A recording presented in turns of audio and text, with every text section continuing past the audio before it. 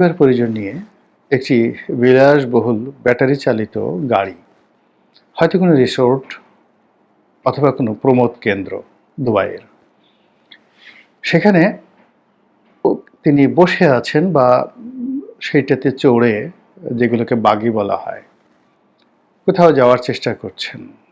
এটি সাধারণত দেখবেন যে আমাদের দেশে বড় বড় রিসোর্টগুলো রয়েছে, 5 স্টার রিসোর্টগুলো রয়েছে, যেমন সারা রিসোর্ট কিংবা দ্য প্যালেস রিসোর্ট কিংবা দুসাই রিসোর্ট।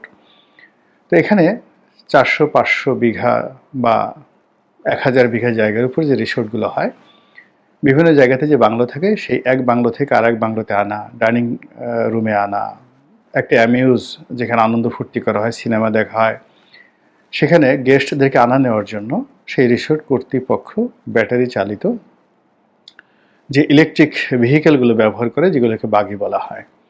তো ওইরকম একটা বাগিতে করে তিনি কোথাও আছেন। বলা হচ্ছে যে তিনি আনন্দ করছেন, ফুর্তি করছেন দুবাইয়ে। আপনারা জানেন যে বিদেশের মাটিতে এরকম অ্যামিউজমেন্টের যথেষ্ট সুযোগ সুবিধা রয়েছে, আর দুবাইতে তো অপরিসীম টাকা হলে আপনি সেখানে কিং অফ দ্য কিং। সেখানে নেই বিনোদনের জন্য এমন কোনো ব্যবস্থা, মানে বাকি রাখেনি দুবাই সরকার। ফলে সারা দুনিয়ার যত বৈধ টাকা, অবৈধ টাকা, যত মালিক, যত ধনী ব্যক্তি, যত সেলিব্রিটি, এখন তারা পৃথিবীর 1 নম্বর পছন্দের শহর হিসেবে দুবাইকে ব্যবহার করছেন। আওয়ামী লীগ সরকারের পতনের পর অনেকে দুবাইতে আছেন। সবাই যে আনন্দ ফুর্তি করছেন তা নয়। অনেকের সেখানে গিয়ে ঠিক দুর্দশাটা এমন পর্যায়ে পৌঁছে গেছে যে রীতিমতো বিভিন্ন যে ম্যাচ আছে, শ্রমিকদের ম্যাচ, সেই ম্যাচে অনেক এমপি প্রার্থী বা এমপি, সাবেক এমপি, তারা সেই ম্যাচে তার এলাকার শ্রমিকদের দয়ার টাকায় 3 বেলা খাচ্ছেন। কেন? বাংলাদেশে তাদের ব্যাংক, বিমা, অ্যাকাউন্ট সব ফ্রিজ করে রাখা হয়েছে। ব্যবসা বাণিজ্য সব কিছু বন্ধ, এবং এমন দৌড়ের মধ্যে তারা দুবাইতে পৌঁছেছেন যে অনেকে টাকা নিয়ে যেতে পারেননি। আবার যারা আগেই বুঝতে পেরেছিলেন যে এরকম একটা সময় আসতে পারবে বা আসতে পারে, সেক্ষেত্রে হয়তো দেখা গেল দুবাই, সুইজারল্যান্ড, ইংল্যান্ড, বিভিন্ন ব্যাংকে তাদের অবৈধ অর্থ আছে, তারা সেখানে বিনিয়োগ করেছেন। তারপর আরও অনেক কিছু। তো এরকম আসলে সংখ্যা খুব অল্প। রাজনীতিবিদদের আমি যেটা দেখেছি, আলটিমেটলি তাদের যখন ক্ষমতা চলে যায়, তাদের বিরুদ্ধে অনেক অপপ্রচার হয়।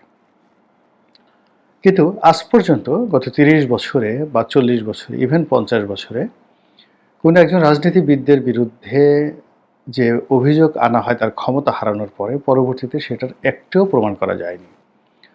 বঙ্গবন্ধু হত্যাকাণ্ডের পর নানা রকম, এই ঘরে সিন্দুকের মধ্যে বস্তা বস্তা টাকা আছে, তারপর সোনার মুকুট আছে, এরকম নানা রকম কথাবার্তা বলা হতো।